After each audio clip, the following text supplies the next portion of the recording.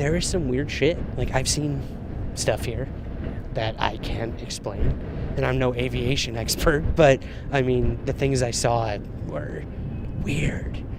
This is where your second sighting happened, right? Yeah. So I had a sighting probably 3 years ago or so. I was walking home from work, and I look up a few times a night, like we're all caught on our phones at a constant rate. But I happened to look up that one moment, and I saw like just a little light up there, probably a plane. What general direction? So let's see. Let me see if I can actually find it. Okay. So this is my street here. So it had to be around where you see that really weird light in the sky, to be honest. And I look up, and it's kind of traveling really slowly, really steady. No lights blinking, no pulsation, nothing like that. It was just a constant light. I'm like, that's interesting. Moving very slowly, going in the same direction, and then immediately it clicked. I'm like, it's a satellite. Like, I dealt with this on so many occasions. And then as soon as I gave up and was ready to go in my apartment, that satellite or whatever it was shot up into the air and disappeared. So either the satellite got blown to hell in that moment I was looking at it, or it wasn't a satellite. I don't know. I don't know. I couldn't explain it. I kind of brushed it off, maybe I saw something wrong, but it was my first time in New York City where I could legitimately say I saw a UFO.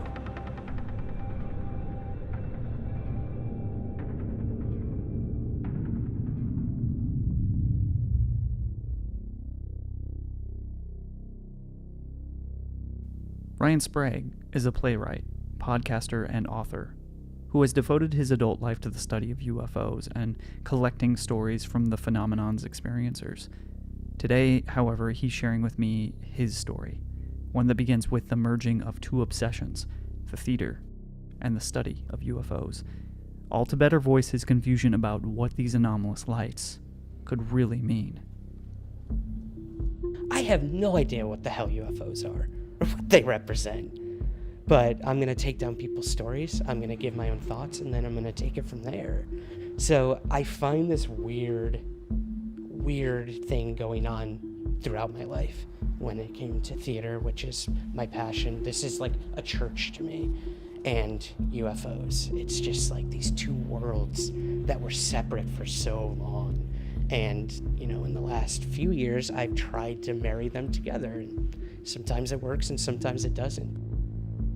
Ryan soon meets seasoned UFO investigator Peter Robbins, who, like Ryan, comes from the theater and is also responsible for authoring a landmark book detailing a now notorious UFO incident.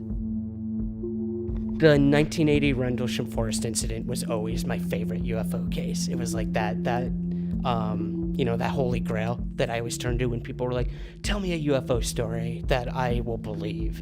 And that's when I told them. 1980, 60 military officers witnessed a UFO landing in a forest in England. That was the first time where I was so obsessed with a UFO case and so ready to write something for the stage again that I don't know why it hadn't dawned on me earlier. That why did I have to lead these two lives as a playwright and a ufologist? Why can't I try to do both? Would it work? I don't know, but let's try it. And it was probably the most challenging thing I'd ever done. I thought I would have it down. I thought this thing would just bleed out of me and it'd be done in a month. I spent 6 months on the first fucking page of that play, just not knowing where to start it or what to do or how to convey a UFO on a stage. I knew I had to get there eventually, but how would you even do that?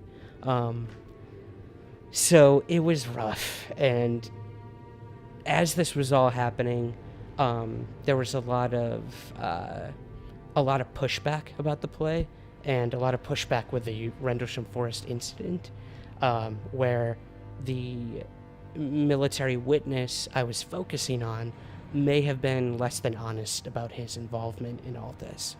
So I had dedicated almost a year and a half to writing this play and meeting with Peter Robbins once a month to discuss what were you doing then, where were you in your life, do you remember any conversations you had, and just writing everything down and going home and trying to create this world for the stage.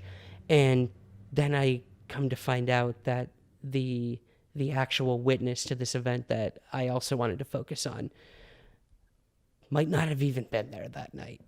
And it broke my heart that I had dedicated so much time to this UFO case and these two individuals.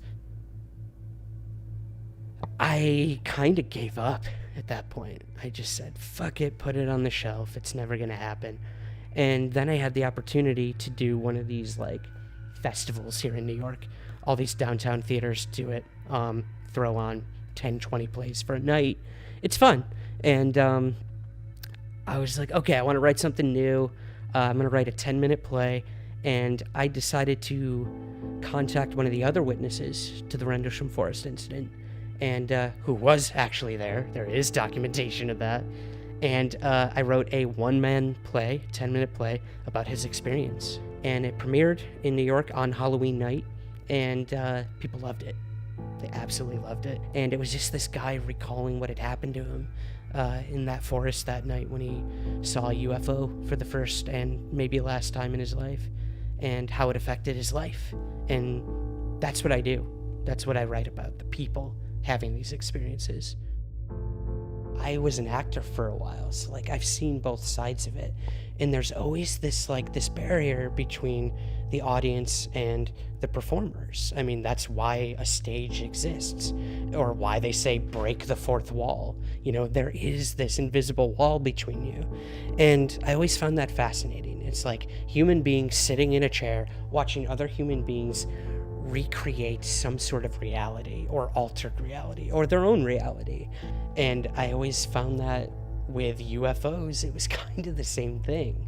Like when I had my sighting, I was looking up at something and there was a wall there. I could see what was beyond the wall, but I had no idea what it was or how to interpret what it was doing.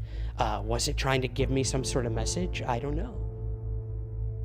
So I found it really interesting that like with a UFO sighting, we are an audience to something being played out. And what it is going to be something different for every person.